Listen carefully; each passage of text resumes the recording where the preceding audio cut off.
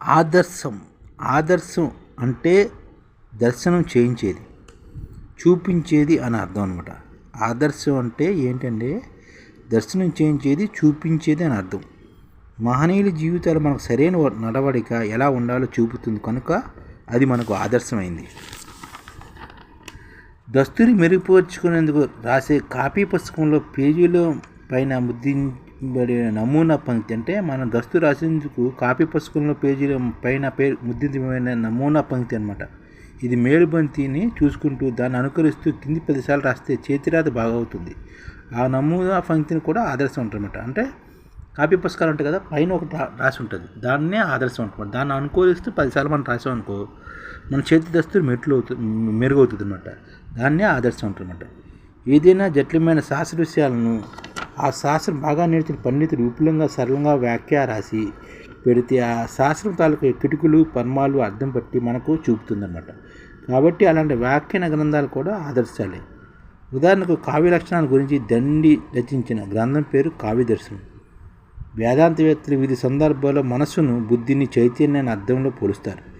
రజోగుణ సముద్రమైన కామ క్రోమ అనే లక్షణాలు శుద్ధమైన మనిషి బుద్ధిని, స్వచ్ఛమైన అర్థాన్ని మాలిన్యం మసి కప్పేసినట్టు ఒక్కొక్కప్పుడు కప్పివేస్తాయి.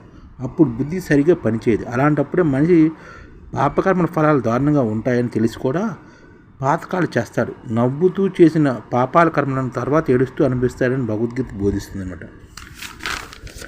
మనం చూసే విశ్వమంతా దర్పణ దృశ్యమాన నగరి, అద్దంలో కనిపించే నగర ప్రతిబింబం అన్నమాట. అలాంటిది అంటారు ఆదిశంకరులు. బాహ్య ప్రపంచంలో విశేషాలన్నీ మన అంతఃకరణ ప్రతిబింబించే వల్లనే మనకు గోచరిస్తున్నాయి.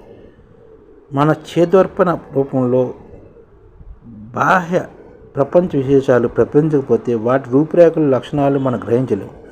ఈ అద్దం లేకపోతే ఈ విశ్వం మనకు గోచరించదు. అద్దం మీద మోహము, భ్రాంతి, అజ్ఞానం అనే మురికి పెరిగిపోతే కూడా మన కళ్ళెత్తి ఉన్న సత్యం యథార్థంగా కనిపించదు. ఉన్నది కప్పబడి లేనట్టు తోస్తుంది. అద్దం మీద మాలిన్యం వల్ల లేనిదేదో ఉన్నట్టు కనిపిస్తుంది. బుద్ధి అద్దానికి మకిలి పడితే మన భ్రాంతిలో జీవిస్తూ ఉంటాం. శ్రీకృష్ణనామ సంకీర్తన చైతన్య మహాప్రభులు దానివల్ల సమయగ్రస్తి కలుగుతుందని చెప్తున్నారు.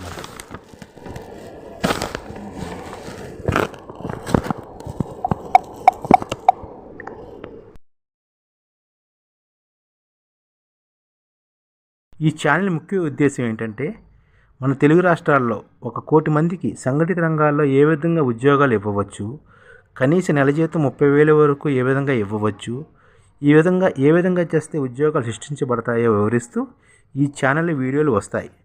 అలాంటి వీడియోలు మీకు కావాలంటే మన ఐడిఎఫ్ భాస్కర్ ఛానల్ని సబ్స్క్రైబ్ చేసుకోండి. ఐడిఎఫ్ అంటే ఇండియన్ డెవలప్మెంట్ ఫోర్స్. ఈ వీడియోలు చూసిన తర్వాత మీకు నచ్చితే లైక్ చేయండి, మీ ఫ్యామిలీ మెంబర్స్కి షేర్ చేయండి, మరియు మీ ఫ్రెండ్స్కి షేర్ చేయండి. Thank you. నమస్కారం.